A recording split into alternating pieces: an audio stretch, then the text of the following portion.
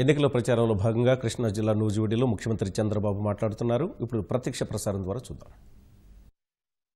ప్రత్యేక హోదా హామీ ఇచ్చారు. మనం కూడా నమ్మాం బీజేపీని. తిరుపతి వెంకన్న సాక్షిగా చెప్పారు. నమ్మక ద్రోహం చేశారు. ఏడుకొండలవాడి సాక్షిగా చెప్పిన మాట నిలబెట్టుకోని పార్టీ ఈ బీజేపీ పార్టీ అని చెప్పి కూడా నేను మీకు తెలియజేస్తున్నా. నేను అడుగుతున్నా తమ్ముళ్ళు, హైదరాబాద్ ఎవరు అభివృద్ధి చేశారు?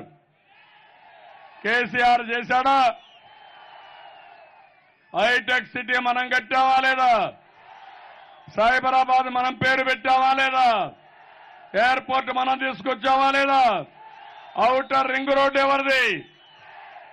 ఎవరి కోసం చేశాను? తెలుగు జాతి కోసం, మొత్తం ఆంధ్రప్రదేశ్లో ఉండే ప్రజల కోసం చేశాను. కడాను విభజన జరిగితే ఒట్టి చేతులతో అప్పు నెత్తున పెట్టుకొని వచ్చాం తమ్ముళ్ళు. బాధేస్తుంది. కేంద్రానికి కానీ తెలంగాణ ప్రభుత్వానికి కానీ మానవత్వం లేకుండా ప్రవర్తించారు.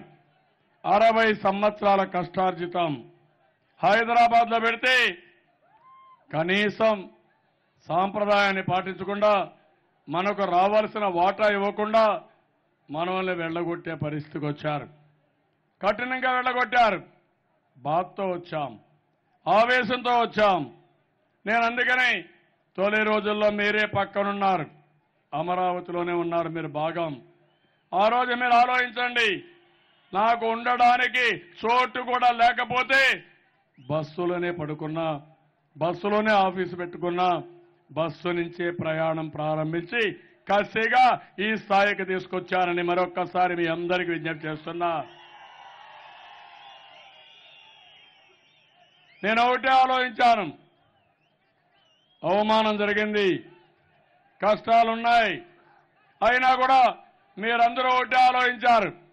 ఈ కష్ట సమయంలో అనుభవం ఉన్న నేను తప్ప ఎవ్వరూ ఈ రాష్ట్రాన్ని కాపాడలేరని నన్ను గౌరవించారు, నాకు ఓట్లేశారు, అభ్యర్థులు గెలిపించారు. ఆ మాట నిలబెట్టుకోవడానికి 5 ఏళ్లు కష్టపడారు. నేను అడుగుతున్నా మిమ్మల్ని అందరినీ, నేను మంచి పనులు చేశానా లేదా తమ్ముళ్ళు, ఆడబిడ్డలు మీరే చెప్పాలి.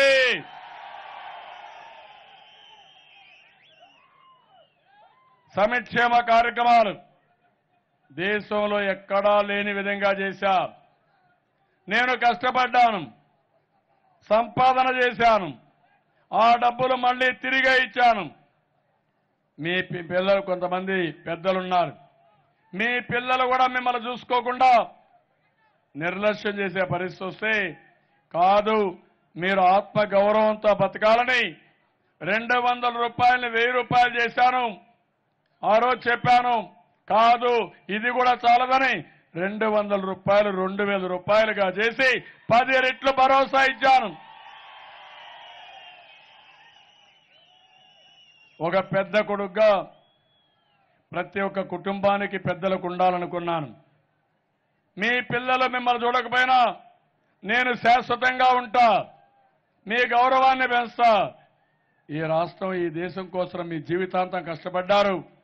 అలాంటి వాళ్ళు డబ్బులు లేదనో, ఆరోగ్యం బాగా లేదనో అవస్థపడడానికి వీలు లేదు. అది నా ప్రతిజ్ఞ, అదే నా చొరవని మరొక్కసారి ఈ పెద్దలందరికీ తెలియజేస్తున్నా. డాక్రా సంఘాలున్నారు, ఎన్నో ఇబ్బందులున్నాయి. నేను ఒకటే ఆలోచించాను, డాక్రా సంఘాలు నా మానస పుత్రిక, నా మనసులో వచ్చింది ఆ పేరు కూడా. ఈరోజు 98 లక్షల మంది చెల్లెళ్ళున్నారు. నేను గొప్ప అదృష్టవంతుడిని. 98 లక్షల మంది చెల్లెళ్ళు తమ్ముళ్ళు, మీ అందరికీ ఒక్కరో ఇద్దరో ఉంటే నాకు 98 లక్షల మంది ఉన్నారు. నేను అతిపెద్ద సంపన్నుణ్ణి. ఇంతమంది పిల్లలు ఉండడం, ఆడపిల్లలు నా పక్కన ఉండడం. అందుకే నేను ఆలోచించాను, మా ఆడబిడ్డల ఆత్మగౌరవాన్ని పెంచాలని ఆ రోజు పొదుపు ఉద్యమం, ఆస్తులు మీకే ఇచ్చాను, రిజర్వేషన్లు పెట్టాను. ఈరోజు 1 కోటి మందికి 1,00,000 కోట్ల రూపాయలు ఆర్థిక సహాయం చేశాను అనేక రూపేణ. ఈరోజు మీరు చూస్తే పసుపు కుంకుమ తల్లిదండ్రులు పెడతారు, తోబుట్టిన అన్నదమ్ములు పెడతారు. అలాంటిది మా ఆడబిడ్డలందరికీ 2 విడతలుగా 10,000 రూపాయలు చొప్పున ప్రతి ఒక్క మెంబర్కి ఇచ్చానంటే అది నా చొరవ. చెల్లెళ్ళకి, సోదరిమణులకి సౌభాగ్యాన్ని కాంక్షించి పెట్టేది పసుపు కుంకుమ. నేను ఒకటే మీకు హామీ ఇస్తున్నా, మళ్ళీ ఇస్తా, అండగా ఉంటా. మా చెల్లెమ్మలకు నేను అండగా ఉంటా, అన్నగా ఉంటా. మీరు ఎవరైనా సరే ఎక్కడైనా చెప్పండి, మీరు ఎవరు అన్యాయం చేసినా మా అన్నున్నాడు, నన్ను ఆదుకుంటాడని మా చెల్లెమ్మల ధైర్యంగా ముందుకు పోమని మరొకసారి కోరుతున్నా. తమిళలో రైతులు ఒకప్పుడు కరెంట్ వచ్చేది కాదు, పంట వేస్తే గిట్టుబాటు లేదు, ఎరువులు దొరికేటి కాదు, ఎరువుల కోసం లాటరీ ఛార్జీలు, కోనసీమలో క్రాప్ హాలిడే, కృష్ణా జిల్లాలో నీళ్లు లేకుండా సముద్రపు నీళ్లు పొలానికి వచ్చే పరిస్థితి, అన్ని కన్నీళ్ల కష్టాలే. రాయలసీమలో అనంతపురం జిల్లాలో 20 సంవత్సరాల్లో 18 సంవత్సరాలు కరువు. రాయలసీమ ఎడారిగా మారిపోతుంది, ఎవరు ఏం చేయలేమని నిస్సహాయ స్థితి. అప్పుడు నేను ఆలోచించా, ఇది జరగడానికి వీలు లేదని. నేను ఒక రైతు బిడ్డగా, రైతు పెద్దన్నగా ఉండాలని ఆ రోజు నిర్ణయించా. 24,500 కోట్ల రూపాయలు రుణమాఫీ చేసిన ఏకైక ప్రభుత్వం భారతదేశంలో మన ప్రభుత్వం. ట్రాక్టర్లు ఇచ్చాం, హార్వెస్టర్లు ఇచ్చాం, మైక్రో న్యూట్రియంట్స్ ఇచ్చాం, నీళ్లు ఇచ్చాం, ఎరువులు, క్రిమి సంహారక మందుల వాడకాన్ని తగ్గించాం, ప్రకృతి సేద్యానికి శ్రీకారం చుట్టాం, ప్రపంచానికి ఆదర్శమయ్యాం. 5 ఏళ్లలో వ్యవసాయం 11% అభివృద్ధి చేశాం. 128% రైతుల ఆదాయం పెరిగింది. దేశంలో 2.9% గ్రోత్ ఉంటే మంది 11%, తెలంగాణలో 0.2%. ఎవరు వ్యవసాయాన్ని కాపాడారో, నీళ్లు లేకపోయినా ఇబ్బందులు వచ్చినా వ్యవసాయ ఆదాయం పెంచి రైతు బాంధవుడిగా మిగిలిన పార్టీ ఈ తెలుగుదేశం పార్టీ. దీన్ని ఆశీర్వదించవలసిన బాధ్యత రైతాంగానికి ఉంది. ఇంకో పక్కన ఈరోజు మీరు చూడండి, పిల్లలు చదువుకుంటున్నారు, వీళ్ళందరూ మాట్లాడుతున్నారు, ఏమైనా తెలుసా వీళ్ళు చదువుకున్నారా పోని? జగన్మోహన్ రెడ్డి ఎక్కడ చదువుకున్నాడో తెలుసా తమ్ముళ్ళ మీకు? ఎక్కడ చదువుకున్నాడో తెలియదు. నేరాల్లో మాత్రం, ఘోరాల్లో మాత్రం పీహెచ్డీ చేశాడు. ఆయన థియరీతో ఒక పీహెచ్డీ, ఒక యూనివర్సిటీ పెట్టచ్చు. ఈరోజు హార్వర్డ్ యూనివర్సిటీలో మోసాలు, ఘోరాలు, కిడ్ ప్రోకో ఎట్ట చేయాలనో చెప్పడానికి ఒక యూనివర్సిటీలో కేస్ స్టడీ చేసే పరిస్థితి వచ్చారు. అలాంటి వ్యక్తి ఈ వ్యక్తి. నేను ఒకటి ఆలోచించాను, మన పిల్లలకు తెలివితేటలున్నాయి, మట్టిలో మాణిక్యాలు. 20 ఏళ్లకు మునిపే గుర్తించాను, మీ ఇంట్లో ఒక్కొక్క ఇంజనీర్ ఉన్నాడంటే అది నేను చూపించిన చొరవ. ఈరోజు విదేశాల్లో పనిచేస్తున్నారంటే నేను ప్రోత్సహించిన విధానం. ఈరోజు సిలికాన్ వ్యాలీలో అమెరికాలో ఉండే అమెరికన్స్ కాదు, ప్రపంచంలో జూయిష్ అన్నిటికంటే ముందుంటారు వాళ్ళు కూడా కాదు. ఎవరు తలసరి ఆదాయం ఎక్కువ సంపాదిస్తున్నారంటే ఈ తెలుగు గడ్డ మీద పుట్టిన తెలుగు బిడ్డ, ఆంధ్రప్రదేశ్ బిడ్డ అని చెప్పి కూడా నేను మీకు తెలియజేస్తున్నా. అందుకని యువతకి ఒక గార్డెన్ గా ఉండాలనుకున్నాను. ముఖ్యమంత్రి యువనేస్తం పెట్టాను, నిరుద్యోగ భృతి ఇచ్చాను, 2,000 రూపాయలు ఇచ్చాను, భవిష్యత్తులో ట్రైనింగ్ ఇస్తాను, నైపుణ్యాన్ని నేర్పిస్తాను. కడాన ఈ పిల్లలకు ఒక గార్డెన్ గా ఉంటా, మీకు భారం లేకుండా తల్లిదండ్రులను ఆదుకునే విధంగా ఆదాయాన్ని పెంచి వాళ్ళ భవిష్యత్తు రూపకల్పన చేస్తానని మరొక్కసారి మీ అందరికీ హామీ ఇస్తున్నా. మీరు చెప్పాలి పిల్లలకి, పిల్లలు ఎప్పుడు కూడా ఊహాగానాల్లో ఉంటారు. నిజమైన మిత్రులు ఎవరు, నిజమైన పార్టీ ఏది, నిజమైన నాయకులు ఎవరో మీరు వాళ్ళకి చెప్పాల్సిన అవసరం ఉంది. నా ఆలోచన ఒకటి, పిల్లలందరికీ అండగా ఉంటా. ఇప్పటికీ 15 లక్షల కోట్ల రూపాయలు పెట్టుబడి పెట్టడానికి ఎంఓయూలు చేశాం. 30 లక్షల ఉద్యోగాలు వస్తాయి. ఈజ్ ఆఫ్ డూయింగ్ బిజినెస్ లో మనమే నెంబర్ 1. అన్ని విషయాల్లో మనమే నెంబర్ 1. ప్రపంచంలో మన మీద నమ్మకం ఉంది. ఇప్పుడు జగన్మోహన్ రెడ్డి నమ్ముకుంటే తమ్ముళ్ళు పారిశ్రామికవేత్తలు జైలుకు పోయారు, ఐఏఎస్ ఆఫీసర్లు జైలుకు పోయారు, చాలా మంది జీవితాలే ఖరాబ్ అయిపోయినాయి.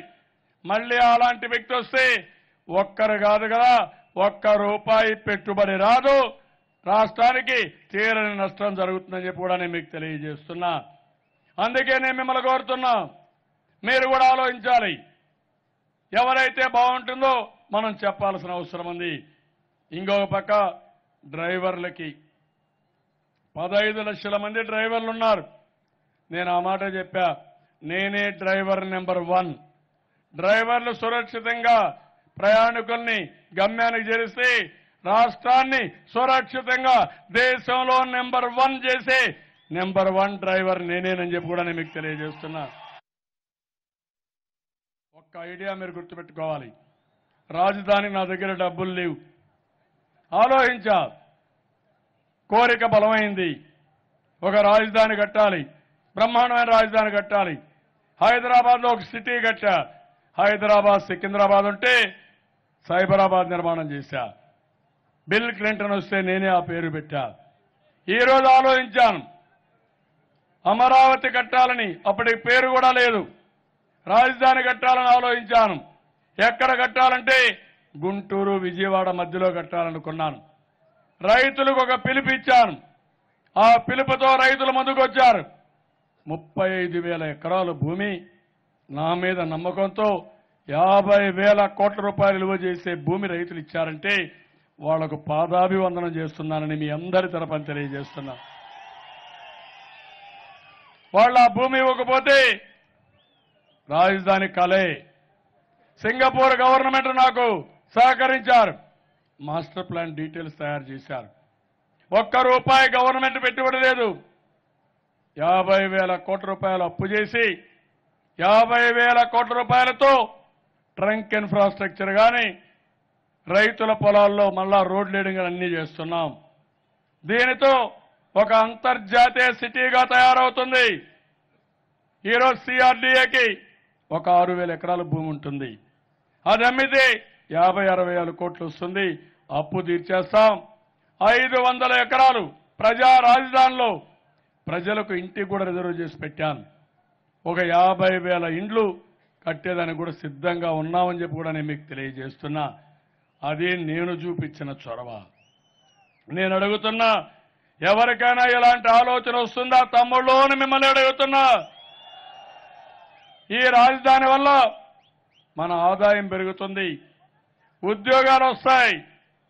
తెలంగాణకు హైదరాబాద్ ఉంది, తమిళనాడుకు చెన్నై ఉంది, కర్ణాటకకు బెంగళూరు ఉంది, మన అమరావతి మనకుంది. ఈ రోజు అమరావతి ప్రపంచంలోనే 5 రాజధానుల్లో ఒక రాజధాని చేసే బాధ్యత నాది అని మరొక్కసారి మీ అందరికీ తెలియజేస్తున్నా. ఈరోజు ఇంకో పక్క మీరు చూశారు, పోలవరం ఆంధ్రప్రదేశ్కు జీవనాడి. కేంద్రం ఆ రోజు దూరదృష్టిలో ఆలోచించాను. 7 మండలాలు తెలంగాణలో ఉన్నాయి. నేను ప్రమాణ స్వీకారం చేయకమని చెప్పాను. 7 మండలాలు ఇస్తేనే ప్రమాణ స్వీకారం చేస్తానని చెప్పా. 7 మండలాలు వచ్చాయి. కేంద్రం డబ్బులు ఇవ్వలేదు. ముందుకు పోతున్నాను. అంతకు మునిపే పట్టసీమ ద్వారా గోదావరి కృష్ణా అనుసంధానం చేశాను. కృష్ణా జిల్లా సస్యశ్యామలం చేశాను. ఈరోజు నెంబర్ 1 జిల్లాగా తయారైంది.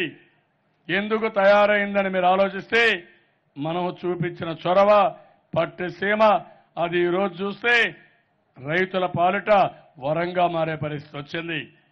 68% పనులు పూర్తి చేశాం.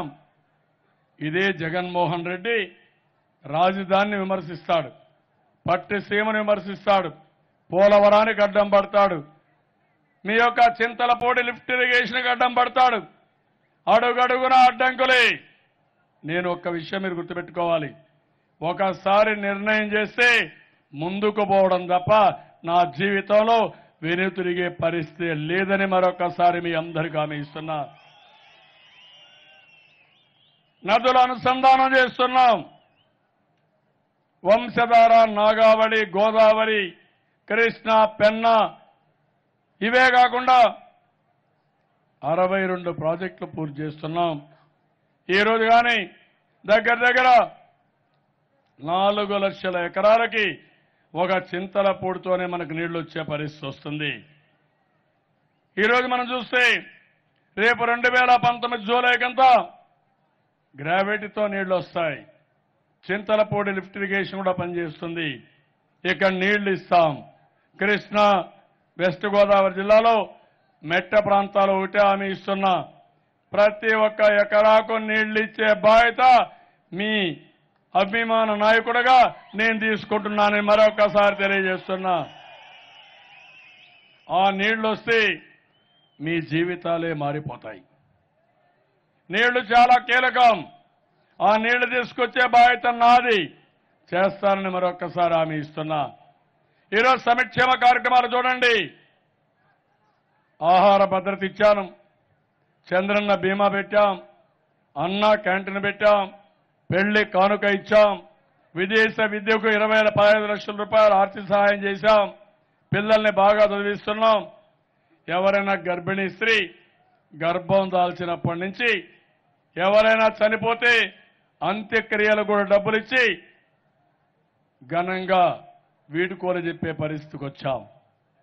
నేను అడుగుతున్నా, ఎవరైనా ఇది ఆలోచించారా అని అడుగుతున్నా.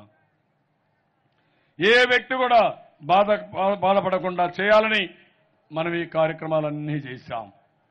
ఇంకో పక్క గ్రామాల్లో మీరు చూశారు, సిమెంట్ రోడ్లు వేసాం, ఎల్ఈడి బల్బులు పెట్టాం, మరుగుదొడ్లు కట్టాం. అదే మరిగా మీ అందరికీ వంట గ్యాస్ ఇచ్చాం, కరెంటు పుష్కలంగా ఇస్తున్నాం. ప్రతి ఒక్క ఇంటికి రాబోయే రోజుల్లో 15 MPPSతో ఫైబర్ గ్రిడ్లో కనెక్టివిటీ ఇచ్చి అదే మరిగా 200 ఛానల్స్ కూడా పెడుతున్నాం. నాలెడ్జ్ని మీ ఇంటి దగ్గర తీసుకొస్తున్నాను. ఇదే కాదు, ఈరోజు ఇంకొక పక్కన మీరు చూస్తే ప్రతి ఒక్క ఇంటికి నాణ్యమైన నీళ్లు కొళ్ళాయి ద్వారా 2 ఏళ్లలో అన్ని ఇళ్లకు ఇచ్చే బాధ్యత నాది. 22,000 కోట్ల రూపాయలకు టెండర్లు పిలిచాం.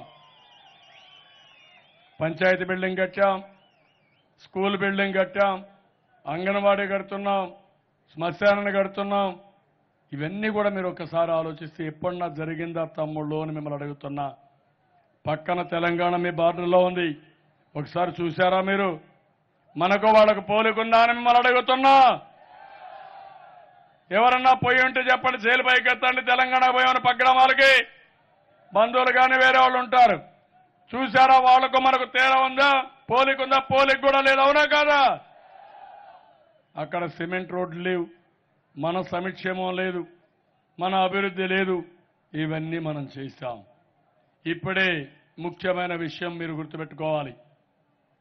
నేను ఇవన్నీ చేసి ముందుకు పోతే కేంద్రం సహకరించుంటే, నరేంద్ర మోడీ గారు చెప్పిన మాట నిలబెట్టుకోనుంటే, కేసీఆర్ మనకు రావాల్సిన వాటా మనకిచ్చుంటే ఇంకా చాలా వెసులుబాటు వచ్చేది. ఇవాళ అడ్డం పడ్డారు, కష్టపడ్డా.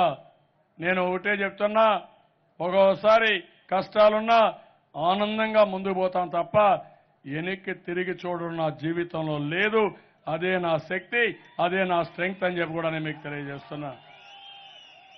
కడాన ఒక సీఎం రిలీఫ్ మీరు చూశారు. పెద్దవాళ్ళందరికీ ఆరోగ్యం బాగాలేకపోతే ఎన్టీఆర్ వైద్య సేవ కింద 5 లక్షల రూపాయలు ఇవ్వబోతున్న నచ్చిన హాస్పిటల్ పోయి మీ ఆరోగ్యం కోసం 5 లక్షల రూపాయలు ఇస్తాం. ఇంకో పక్క ఆడబిడ్డలు డెలివరీ కావాలంటే ఏ హాస్పిటల్ కన్నా వెళ్ళండి, మొత్తం ఇస్తాం. ఎవరైనా బీపీ కానీ షుగర్ కానీ ఉంటే ఏ మెడికల్ షాప్ ఇవి మందులు తీసుకున్నా ప్రభుత్వమే పే చేస్తాం. ఇలాంటి వినూత్నమైన కార్యక్రమాలతో మనం ముందుకు పోతున్నాం. అవసరమైతే మొత్తం మందులు కూడా మీరు ఏ షాపు పోయినా మీకు ఇచ్చే బాధ్యత నేను తీసుకుంటానని మీ అందరికీ హామీ ఇస్తున్నా. ఇక్కడే మీ అందరిని ఒకటి అడుగుతున్నా. ఇప్పుడు కుట్ర జరుగుతా ఉంది. ఫ్యాన్ ఇక్కడుంది, స్విచ్ హైదరాబాద్ లో ఉంది, కరెంటు ఢిల్లీలో ఉంది. మోడీ కరెంట్ ఇస్తే కేసీఆర్ స్విచ్ చేస్తే ఇక్కడ ఫ్యాన్ తిరుగుతుంది. కోడి కత్తి చూశారు తమ్ముళ్ళు, కోడి కత్తి ఇంత, ఎన్క్వైరీ బారుడంతా. విన్నారా మీరు ఈ డ్రామా? ఎవరేశారు? ఎన్ఐఏ వేసింది. కాపలాదారుడు దేశాన్ని కాపాడుతానని దొంగలు కాపాడుతున్నాడు ఆ నరేంద్ర మోడీ. ఇంకో పక్కన నిన్న చూశారు బాబాయ్. ఏం తమ్ముళ్ళు చూశారా పులివెందుల నాటకం? వాళ్ళ చిన్నాన్నే చంపేసి నాటకాలు ఆడే పార్టీ ఏం పార్టీ తమ్ముళ్ళు ఇది? వీళ్ళు ఏమి నాయకులు అని అడుగుతున్నా, మిమ్మల్ని అందరిని అడుగుతున్నా. మీరు అర్థం చేసుకున్నారా? ఫాలో అవుతున్నారా? పులివెందుల్లో జరిగిన హత్య మేము కూడా వాచ్ చేస్తున్నామని చేలిపైకెత్తండి. అందరూ ఫాలో అవుతున్నారు. నేను అడుగుతున్నా, మీ ఇంట్లో ఒక కుటుంబ సభ్యుడు ఎవరన్నా చంపేస్తే ఇమ్మీడియట్ గా పోలీసులకు ఫోన్ చేస్తారు లేదా తమ్ముళ్ళు అని మిమ్మల్ని అడుగుతున్నా. ఫోన్ చేయరు. గుండెపోటుతో చనిపోయారని నాటకం ప్రారంభిస్తారు. ఎక్కడన్నా ప్రపంచంలో చూసారా? చనిపోయిన వాడికి కుట్లేసి ఆడి నుంచి గుడ్డ కడతారు. కట్టారు, ఎప్పుడు బ్యాండేజ్ కట్టారు చూశారా? ఎప్పుడన్నా విన్నారా? ఎవరన్నా చేస్తారా ఈ పని? సాక్ష్యాలు తారుమారు చేస్తారా? రక్తం ఉంటే రక్తాన్ని కడిగేస్తారా? ఆ అసాక్షి ఎన్ని ఉంటుందా టీవీ కూడా, దాని పేరే అసాక్షి. అన్ని ప్రచారాలు దొంగ ప్రచారాలు, తప్పుడు సాక్షి, పనికిరాని పేపరు, పనికిరాని టీవీ.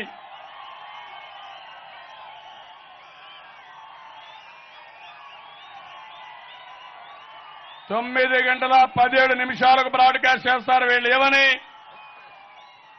వైఎస్ ఇంట్లో విషాదం, గుండెపోటుతో చనిపోయాడు. ఏం తమ్ముళ్ళు ఏంటి? ఎవరి చెవులో పువ్వు పెడతారని నేను అడుగుతున్నా మిమ్మల్ని అందరినీ. హాస్పిటల్కి పోతే వాస్తవాలు బయట వచ్చి ఇది హత్య, తల పగిలింది, మెదడు బయట వచ్చింది, కాళ్ళు నరికేశారు, ఘోరంగా చంపారు. దానికి సమాధానం లేదు. ఉదయం అంతా కూడా అక్కడి నుంచి డ్రామా, మనం చంపేశామంట ఇంటికి పోయి. సాయంత్రానికి డ్రామా మారింది. ఆ డ్రామా ఏంటి? ఆయన చనిపోయినప్పుడు ఒక డయింగ్ డిక్లరేషన్ ఇచ్చాడు. ఆ డయింగ్ డిక్లరేషన్ ఏంటి? డ్రైవర్ని ముందు రమ్మన్నాను, ఆయన కోపం వచ్చింది, నన్ను చంపేస్తున్నాడు కాబట్టి ఈ లెటర్ రాస్తున్నానని అప్పుడు లెటర్ రాసినట్టు ఒక లెటరు. అది ఎప్పుడు ఇస్తారు? సాయంత్రం ఇస్తారు. ఏం తమ్ముళ్ళు ఆ లెటరు ఎవరు రాయించారు? ఎవరు రాయిస్తారు? అంటే కేసు తప్పుదారి పట్టించడానికి, డ్రైవర్ పైన నేరం వేయడానికి కానీ ఏదైనా కానీ ఎందుకు తెల్లవారుతో ఇవ్వలేదని అడుగుతున్నా. ఇది న్యాయమా అని అడుగుతున్నా. ఇప్పుడు సిబిఐ ఎంక్వైరీ ఉన్నాడు. వీళ్ళ కాపలాదారుడు ఢిల్లీలో రెడీగా దొంగలు కాపాడతాడు, వీళ్ళకు అండగా ఉంటాడు. సిబిఐ ఎంక్వైరీ వేస్తే దొంగలు తప్పించుకోవచ్చని, నేరస్తులు తప్పించుకోవచ్చని, హత్యలు చేసేవాళ్ళు తప్పించుకోవచ్చు అనుకుంటున్నారు. నేను అడుగుతున్న తమ్ముళ్ళు, రేపు ఈ రాష్ట్రంలో ఇలాంటి వ్యక్తుల వల్ల ఎవరికైనా రక్షణ ఉంటుందా? మీ ఇంట్లో ఆనందంగా పడుకోగలుగుతారా మీరు? మీకు సేఫ్టీ ఉంటుందా? భద్రత ఉంటుందా? ఇలాంటి నాయకులు మనకు కావాలన్నా? మరో పులివెందులు కావాలన్నా రాష్ట్రం? ఒక రావణాసుడు కాస్యం కావాలన్నా రాష్ట్రం? ఇది చేశాడు. ఇంకొక ఆయన కేసీఆర్, ఆయన ఇంకా మహానాయకుడు, మన మీద పడ్డాడు. సర్వాన్ని వదులుకొని వస్తే మేము వదిలిపెట్టిన ఆస్తులు మీరు ఎంజాయ్ చేస్తూ ఇంకా మా మీద దాడి నీకెందుకు అని అడుగుతున్నా. పోలవరం జరగకూడదంట, మనం అభివృద్ధి కాకూడదంట, మనం బ్రతకూడదంట. హైదరాబాద్ పోతే ఆంధ్ర వాళ్ళు వచ్చారని మాట్లాడతాడు. ఉలవ చారు తింటున్నామని వాళ్ళ దగ్గర పశువులు తింటాయని ఎగతాళి చేస్తాడు మనల్ని. ఆంధ్ర వాళ్ళు రాక్షసులు అంటాడు. ఇష్టానుసారంగా నోరు బారేసుకునే సంస్కృతి ఆయింది. నేను అడిగా, ఎవరు మన కోడి లిఫ్ట్ ఇరిగేషన్ అడ్డం పడతాడు, అడుగడుగున అడ్డంకులే. నేను ఒక్క విషయం మీరు గుర్తుపెట్టుకోవాలి, ఒకసారి నిర్ణయం చేస్తే ముందుకు పోవడం తప్ప నా జీవితంలో వెనుతిరిగే పరిస్థితి లేదని మరొకసారి మీ అందరికీ హామీ ఇస్తున్నా. నదుల అనుసంధానం చేస్తున్నాం. వంశధార, నాగావళి, గోదావరి, కృష్ణ, పెన్నా ఇవే కాకుండా 62 ప్రాజెక్టులు పూర్తి చేస్తున్నాం. ఈరోజు కానీ దగ్గర 4 లక్షల ఎకరాలకి ఒక చింతలపూడితోనే మనకు నీళ్లు వచ్చే పరిస్థితి వస్తుంది. ఈరోజు మనం చూస్తే రేపు 2019 జూలై కంతా గ్రావిటీతో నీళ్లు వస్తాయి. చింతలపూడి లిఫ్ట్ ఇరిగేషన్ కూడా పనిచేస్తుంది. ఇక్కడ నీళ్లు ఇస్తాం. కృష్ణా, వెస్ట్ గోదావరి జిల్లాలో మెట్ట ప్రాంతాలు ఒకటే హామీ ఇస్తున్నా. ప్రతి ఒక్క ఎకరాకు నీళ్లు ఇచ్చే బాధ్యత మీ అభిమాన నాయకుడిగా నేను తీసుకుంటున్నానని మరొకసారి తెలియజేస్తున్నా. ఆ నీళ్లు వస్తే మీ జీవితాలే మారిపోతాయి. నీళ్లు చాలా కీలకం. ఆ నీళ్లు తీసుకొచ్చే బాధ్యత నాది, చేస్తానని మరొకసారి హామీ ఇస్తున్నా. ఈరోజు సంక్షేమ కార్యక్రమాలు చూడండి. ఆహార భద్రత ఇచ్చాను, చంద్రన్న బీమా పెట్టాం, అన్నా క్యాంటీన్ పెట్టాం, పెళ్లి కానుక ఇచ్చాం, విదేశ విద్యకు 15 లక్షల రూపాయలు ఆర్థిక సహాయం చేశాం, పిల్లల్ని బాగా చదివిస్తున్నాం. ఎవరైనా గర్భిణీ స్త్రీ గర్భం దాల్చినప్పటి నుంచి ఎవరైనా చనిపోతే అంత్యక్రియలు కూడా డబ్బులు ఇచ్చి ఘనంగా వీడుకోలు చెప్పే పరిస్థితికి వచ్చాం. నేను అడుగుతున్నా, ఎవరైనా ఇది ఆలోచించారా అని అడుగుతున్నా. ఏ వ్యక్తి కూడా బాధపడకుండా చేయాలని మనం ఈ కార్యక్రమాలన్నీ చేశాం. ఇంకో పక్క గ్రామాల్లో మీరు చూశారు, సిమెంట్ రోడ్లు వేసాం, ఎల్ఈడి బల్బులు పెట్టాం, మరుగుదొడ్లు కట్టాం. అదే మరిగా మీ అందరికీ వంట గ్యాస్ ఇచ్చాం, కరెంటు పుష్కలంగా ఇస్తున్నాం. ప్రతి ఒక్క ఇంటికి రాబోయే రోజుల్లో 15 MPPSతో ఫైబర్ గ్రిడ్లో కనెక్టివిటీ ఇచ్చి అదే మరిగా 200 ఛానల్స్ కూడా పెడుతున్నాం. నాలెడ్జ్ని మీ ఇంటి దగ్గర తీసుకొస్తున్నాను. ఇదే కాదు, ఈరోజు ఇంకొక పక్కన మీరు చూస్తే ప్రతి ఒక్క ఇంటికి నాణ్యమైన నీళ్లు కొళ్ళాయి ద్వారా 2 ఏళ్లలో అన్ని ఇళ్లకు ఇచ్చే బాధ్యత నాది. 22,000 కోట్ల రూపాయలకు టెండర్లు పిలిచాం. పంచాయతీ బిల్డింగ్ కట్టాం, స్కూల్ బిల్డింగ్ కట్టాం, అంగన్వాడీ కడుతున్నాం, శ్మశానాన్ని కడుతున్నాం.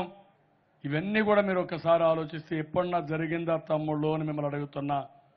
పక్కన తెలంగాణ మీ బార్డర్లో ఉంది, ఒకసారి చూశారా మీరు? మనకు వాళ్ళకు పోలికుందా అని మిమ్మల్ని అడుగుతున్నా. ఎవరన్నా పోయి ఉంటే చెప్పండి, జైలు పైకి ఎత్తండి. తెలంగాణ పోయామని పగ్గడమాలకి బంధువులు కానీ వేరే వాళ్ళు ఉంటారు. చూశారా వాళ్లకు మనకు తేడా ఉందా? పోలికుందా? పోలిక కూడా లేదు, అవునా కాదా? అక్కడ సిమెంట్ రోడ్లు లేవు, మన సంక్షేమం లేదు, మన అభివృద్ధి లేదు. ఇవన్నీ మనం చేశాం. ఇప్పుడే ముఖ్యమైన విషయం మీరు గుర్తుపెట్టుకోవాలి. నేను ఇవన్నీ చేసి ముందుకు పోతే కేంద్రం సహకరించుంటే, నరేంద్ర మోడీ గారు చెప్పిన మాట నిలబెట్టుకోనుంటే, కేసీఆర్ మనకు రావాల్సిన వాటా మనకిచ్చుంటే ఇంకా చాలా వెసులుబాటు వచ్చేది. ఇవాళ అడ్డం పడ్డారు, కష్టపడ్డా. నేను ఒకటే చెప్తున్నా, ఒక్కోసారి కష్టాలున్నా ఆనందంగా ముందుకు పోతాం తప్ప వెనక్కి తిరిగి చూడడం నా జీవితంలో లేదు. అదే నా శక్తి, అదే నా స్ట్రెంగ్త్ అని చెప్పి కూడా నేను మీకు తెలియజేస్తున్నా. కడాన ఒక సీఎం రిలీఫ్ మీరు చూశారు. పెద్దవాళ్ళందరికీ ఆరోగ్యం బాగాలేకపోతే ఎన్టీఆర్ వైద్య సేవ కింద 5 లక్షల రూపాయలు ఇవ్వబోతున్న నచ్చిన హాస్పిటల్కి పోయి మీ ఆరోగ్యం కోసం 5 లక్షల రూపాయలు ఇస్తాం. ఇంకో పక్క ఆడబిడ్డలు డెలివరీ కావాలంటే ఏ హాస్పిటల్ కన్నా వెళ్ళండి, మొత్తం ఇస్తాం. ఎవరైనా బీపీ కానీ షుగర్ కానీ ఉంటే ఏ మెడికల్ షాప్ ఇవి మందులు తీసుకున్నా ప్రభుత్వమే పే చేస్తాం. ఇలాంటి వినూత్నమైన కార్యక్రమాలతో మనం ముందుకు పోతున్నాం. అవసరమైతే మొత్తం మందులు కూడా మీరు ఏ షాపు పోయినా మీకు ఇచ్చే బాధ్యత నేను తీసుకుంటానని మీ అందరికీ హామీ ఇస్తున్నా.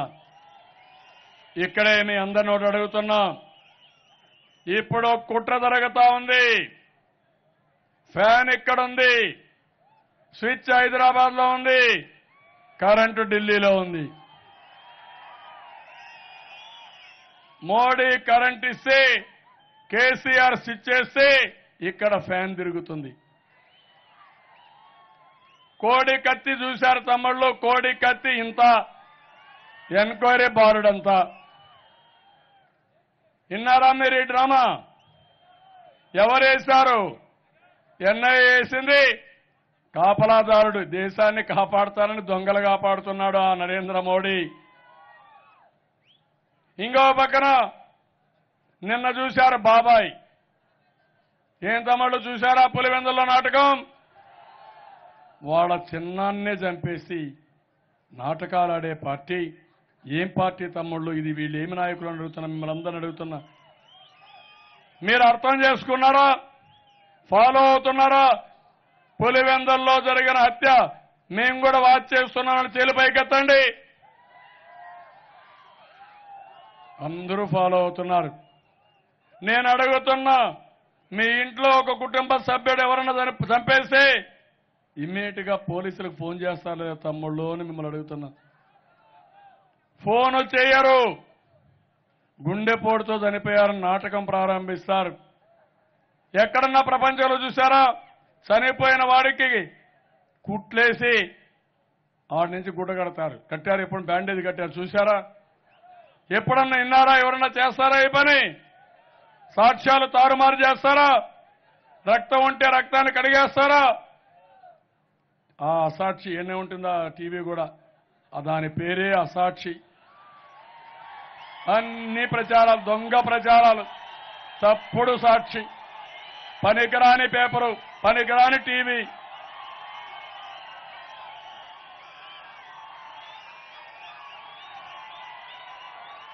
తొమ్మిది గంటల 17 నిమిషాలకు బ్రాడ్కాస్ట్ చేస్తారు వీళ్ళు. ఏమని? వైఎస్ ఇంట్లో విషాదం, గుండెపోటుతో చనిపోయాడు. ఏం తమ్ముళ్ళు ఏంటి? ఎవరి చెవులో పువ్వు పెడతారని నేను అడుగుతున్నా మిమ్మల్ని అందరినీ. హాస్పిటల్కి పోతే వాస్తవాలు బయట వచ్చి ఇది హత్య, తల పగిలింది, మెదడు బయట వచ్చింది, కాళ్ళు నరికేశారు, ఘోరంగా చంపారు. దానికి సమాధానం లేదు. ఉదయం అంతా కూడా అక్కడి నుంచి డ్రామా, మనం చంపేశామంట ఇంటికి పోయి. సాయంత్రానికి డ్రామా మారింది. ఆ డ్రామా ఏంటి? ఆయన చనిపోయినప్పుడు ఒక డయింగ్ డిక్లరేషన్ ఇచ్చాడు. ఆ డయింగ్ డిక్లరేషన్ ఏంటి? డ్రైవర్ని ముందు రమ్మన్నాను, ఆయన కోపం వచ్చింది, నన్ను చంపేస్తున్నాడు కాబట్టి ఈ లెటర్ రాస్తున్నానని. అప్పుడు లెటర్ రాసినట్టు ఒక లెటరు. అది ఎప్పుడు ఇస్తారు? సాయంత్రం ఇస్తారు. ఏం తమ్ముళ్ళు ఆ లెటరు ఎవరు రాయించారు? ఎవరు రాయిస్తారు? అంటే కేసు తప్పుదారి పట్టించడానికి, డ్రైవర్ పైన నేరం వేయడానికి కానీ ఏదైనా కానీ ఎందుకు తెల్లవారుతో ఇవ్వలేదని అడుగుతున్నా. ఇది న్యాయమా అని అడుగుతున్నా. ఇప్పుడు సిబిఐ ఎంక్వైరీ ఉన్నాడు. వీళ్ళ కాపలాదారుడు ఢిల్లీలో రెడీగా దొంగలు కాపాడతాడు, వీళ్ళకు అండగా ఉంటాడు. సిబిఐ ఎంక్వైరీ వేస్తే దొంగలు తప్పించుకోవచ్చని, నేరస్తులు తప్పించుకోవచ్చని, హత్యలు చేసేవాళ్ళు తప్పించుకోవచ్చు అనుకుంటున్నారు. నేను అడుగుతున్న తమ్ముళ్ళు, రేపు ఈ రాష్ట్రంలో ఇలాంటి వ్యక్తుల వల్ల ఎవరికైనా రక్షణ ఉంటుందా? మీ ఇంట్లో ఆనందంగా పడుకోగలుగుతారా మీరు? మీకు సేఫ్టీ ఉంటుందా? భద్రత ఉంటుందా? ఇలాంటి నాయకులు మనకు కావాలన్నా? మరో పులివెందులు కావాలన్నా రాష్ట్రం? ఒక రావణాసుడు కాస్యం కావాలన్నా రాష్ట్రం? ఇది చేశాడు. ఇంకొక ఆయన కేసీఆర్, ఆయన ఇంకా మహానాయకుడు, మన మీద పడ్డాడు. సర్వాన్ని వదులుకొని వస్తే మేము వదిలిపెట్టిన ఆస్తులు మీరు ఎంజాయ్ చేస్తూ ఇంకా మా మీద దాడి నీకెందుకు అని అడుగుతున్నా. పోలవరం జరగకూడదంట, మనం అభివృద్ధి కాకూడదంట, మనం బ్రతకూడదంట. హైదరాబాద్ పోతే ఆంధ్ర వాళ్ళు వచ్చారని మాట్లాడతాడు. ఉలవ చారు తింటున్నామని వాళ్ళ దగ్గర పశువులు తింటాయని ఎగతాళి చేస్తాడు మనల్ని. ఆంధ్ర వాళ్ళు రాక్షసులు అంటాడు. ఇష్టానుసారంగా నోరు బారేసుకునే సంస్కృతి ఆయింది.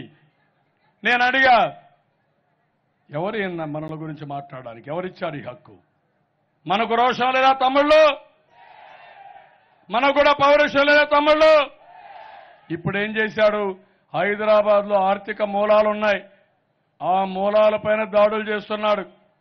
మనం ఎవరన్నా అభ్యర్థి నిలబెడితే హైదరాబాద్లో ఆస్తుంటే అమ్మడానికి వీలు లేదని రిజిస్ట్రేషన్ ఆఫీసు చెప్పి రిజిస్ట్రేషన్ ఆఫ్ చేశాడు.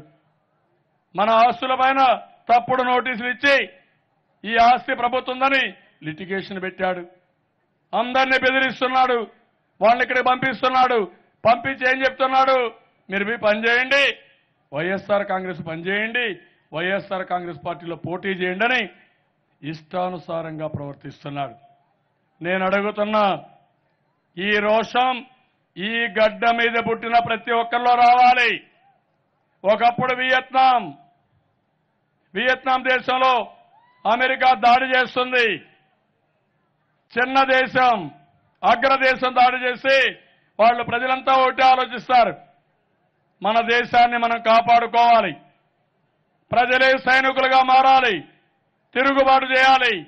అమెరికా నుంచి సైనికులు వస్తే మనమే యుద్ధం చేద్దామని యుద్ధం చేసి 55,000 మందిని చంపి అమెరికా అపజయాన్ని ఒప్పుకొని మేము తప్పు చేశాం, మేము వెళ్ళిపోతామని అమెరికా వెళ్ళిపోయే పరిస్థితి ఒక చిన్న దేశం తీసుకొచ్చారు.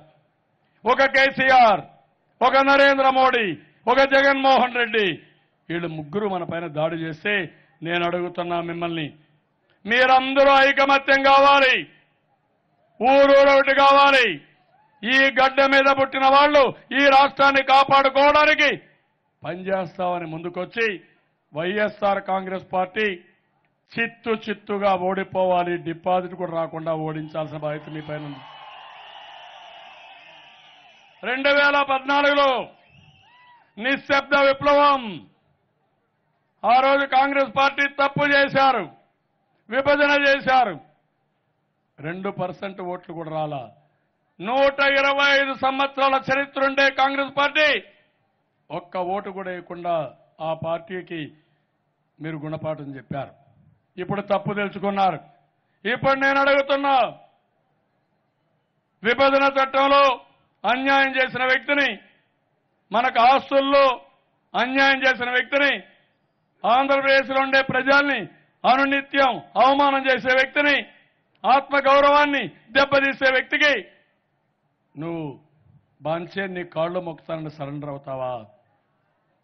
మేము నీకు సపోర్ట్ చేయాలనా? నేను అడుగుతున్నా, ఆ రోజు కాంగ్రెస్ పార్టీకి ఇచ్చిన షాక్ ట్రీట్మెంట్ ఈ రోజు వైఎస్ఆర్ కాంగ్రెస్ కి ఇవ్వాలనా లేదా అని ఆంధ్ర రాష్ట్రంలో ఉండే ప్రజానీకాన్ని అడుగుతున్నా, ఓటర్స్ అడుగుతున్నా. ఏం తమ్ముళ్ళు, రోషం ఉందా లేదా? ఏమమ్మా, రోషం ఉందా లేదా? మన పిల్లల భవిష్యత్తు కోసం ఆలోచించండి. నా కోసం కాదు. నేను 14 ఏళ్ళు సీఎంగా ఉన్నా, 40 ఏళ్ళు రాజకీయాలు చూశా. ఈ రాష్ట్రం అంధకారం కావడం నాకు ఇష్టం లేదు, రౌడీల రాజ్యంగా కావడం ఇష్టం లేదు. మళ్లీ రాష్ట్రాన్ని కాపాడుకోవాలంటే ఈ వైఎస్ఆర్ కాంగ్రెస్ పార్టీ ఇది ఒక పనికిమాలిన పార్టీ, రౌడీల పార్టీ, నేరస్తుల పార్టీ. ఆ పార్టీ ఇక్కడికి స్థానం లేదని మరీ మీ అందరినీ కోరుకుంటూ ఇప్పుడు అడుగుతున్నా, నేను మేమందరం కూడా వైఎస్ఆర్ కాంగ్రెస్ పార్టీకి గుణపాఠం చెప్తామని ముగ్గురి కుట్రదారులు, ముగ్గురి మోడీల్ని చిత్తుగా ఓడించి భూస్థాపితం చేస్తామని గట్టిగా చప్పట్లు కొట్టి హర్షాన్ని ఆమోదం తెలియజేయండి. మీ భవిష్యత్తు నా బాధ్యత. ఇప్పటికే చేశాను. అందుకే ఈరోజు చెప్తున్నా, మళ్ళీ చెప్తున్నా, మీకు ఎవ్వరికీ కష్టం లేకుండా అన్ని విధాలు ఆదుకుంటా, చేయూతనిస్తా, అండగా ఉంటా. ఎవరు ఎన్ని శక్తులు వచ్చినా నా దగ్గర ఏం సాగదు తమ్ముళ్ళు. అయితే నా మీద దాడి, నా మీద కాదు, రాష్ట్రం మీద దాడి, తెలుగు రాష్ట్రం ఆంధ్రప్రదేశ్ రాష్ట్రం మీద దాడి, ఈ దాడి ప్రజలపైన దాడి. అందుకే మీరు గుర్తుపెట్టుకోవాలి, వాళ్లకు గుణపాఠం చెప్పాలంటే 25 అసెంబ్లీ గెలవాలి, 175 ఎమ్మెల్యేలు గెలవాలి, ఒక చరిత్రకు శ్రీకారం చుట్టాలి, నూతన అధ్యాయాన్ని తిరిగి రాయాలని మిమ్మల్ని అందరినీ కోరుకుంటూ మళ్లీ అడుగుతున్నా, అందరూ కూడా ఉంటారని. కోటగిరి హనుమంతరావు గారు నాకు ఇప్పుడు కూడా జ్ఞాపకం వస్తారు. ఒక నీతిమంతుడు, నిజాయితీపరుడు, ఏ విధంగా పనిచేశాడో నేను చూశాను. ప్రతిరోజు ఒక సిన్సియర్గా వచ్చి పనిచేశారు. ఈరోజు చాలా మంది పార్టీలోకి వచ్చారు. వాళ్ళందరినీ మనస్ఫూర్తిగా పార్టీలోకి సాదరంగా ఆహ్వానిస్తున్నా. ప్రతి ఒక్కరూ ఈ పార్టీలోకి రావాలి. ఈ రాష్ట్ర భవిష్యత్తు ఆలోచించేవాళ్ళు, ఈ గడ్డ మీద ఉండే వ్యక్తులు, ఈ నీళ్లు తాగేవాళ్ళు, ఈ గాలి పీల్చేవాళ్ళు ప్రతి ఒక్కరూ సపోర్ట్ చేయాల్సిన పార్టీ తెలుగుదేశం పార్టీ. ఇక్కడికి వచ్చిన వాళ్ళందరినీ మనస్ఫూర్తిగా సాదరంగా పార్టీలకు ఆహ్వానిస్తూ, ఇప్పుడే ముద్రబోయిన వెంకటేశ్వరరావు గారు చాలా డిమాండ్స్ కూడా ఇచ్చాడు. నేను అన్ని ఆలోచించాను. ముద్రబోయిన సరైన అభ్యర్థిని నేను నిర్ణయించాను. మీరందరూ కూడా చెప్పారా లేదా అని మిమ్మల్ని అడుగుతున్నా. IVRS లో చెప్పారు, కార్యకర్తలు చెప్పారు. కడాన నేను అభ్యర్థిగా ఎంపిక చేశాను. ఇది ప్రజల ఎంపిక అవునా కాదా అని మిమ్మల్ని అడుగుతున్నా. గెలిపిస్తారా లేదా అని మిమ్మల్ని అడుగుతున్నా. ఎంత మెజారిటీ అంటే ఏకపక్షంగా జరగాలి. నాయకులు కూడా ఆయన కూడా చెప్పాను, అందరి నాయకులను కలుపుకొని రమ్మన్నా. అది కూడా చెప్పాను. ఆయనలో ఉండే బలాలు బాగున్నా ఒకటి రెండు బలహీనతలు కూడా ఉన్నాయి. ఆ బలహీనతలు కూడా చాలా స్పష్టంగా చెప్పా. వెంకటేశ్వరరావు గారు ఈ చిన్న కరెక్షన్ చేసుకోండి, ఒక మంచి నాయకుడిగా తయారవుతామని ఆయనకే హితబోధ చేశాను. నా దగ్గర అందరి జాతకాలున్నాయి. అదే మరిగా రమేష్ కూడా, అట్లూరి రమేష్ కూడా బాగా యాక్టివ్గా తిరిగాడు. ఆయన కూడా హామీ ఇస్తున్న పార్టీలో సముచితమైన గౌరవం ఉంటుంది, అందరూ కలిసి పనిచేయాలని కోరుకుంటూ, తమ్ముళ్ళు మీ ఓటు అంటే సైకిల్కి, తమ్ముళ్ళు మీ ఓటు, అమ్మలారా మీ ఓటు, అయ్యలారా మీ ఓటు. తెలుగుదేశం జిందాబాద్, తెలుగుదేశం, తెలుగుదేశం, తెలుగుదేశం. ఎన్టీఆర్, ఎన్టీఆర్, ఎన్టీఆర్. నవ్య ఆంధ్రప్రదేశ్ ఆత్మగౌరవాన్ని కాపాడాలి, కాపాడాలి. ఇదే ముఖ్యం. నవ్య ఆంధ్రప్రదేశ్ ఆత్మగౌరవాన్ని, నవ్య ఆంధ్రప్రదేశ్ ఆత్మగౌరవాన్ని, నవ్య ఆంధ్రప్రదేశ్ ఆత్మగౌరవాన్ని. పోరాటానికి సిద్ధమా? చూపేయండి. పోరాటానికి సిద్ధమా? నమ్మకమా? ఇక్కడ ఎవరికి డిపాజిట్ రావా? అంతేనా? నమ్మమంటారా? తప్పకుండా చేస్తారా? చేస్తే నేను మీకు రుణపడి ఉంటా, మళ్ళా కష్టపడతా, మీకు అందరికీ అందుబాటులో ఉంటానని మరొకసారి తెలియజేసుకుంటూ అందరికీ నమస్కారాలు. జై హింద్.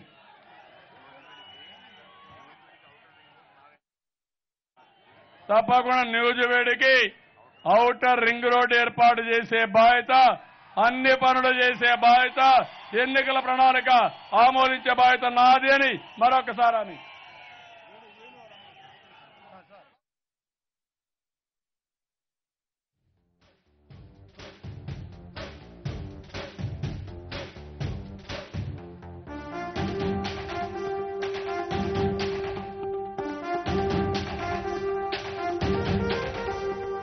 గట్టెక్కించే నాయకుడిప్పుడు ఒకడే ఒకడే ఒకడే, జాతికి ప్రగతిని తెచ్చే పాలకుడిప్పుడు అతడే అతడే అతడే.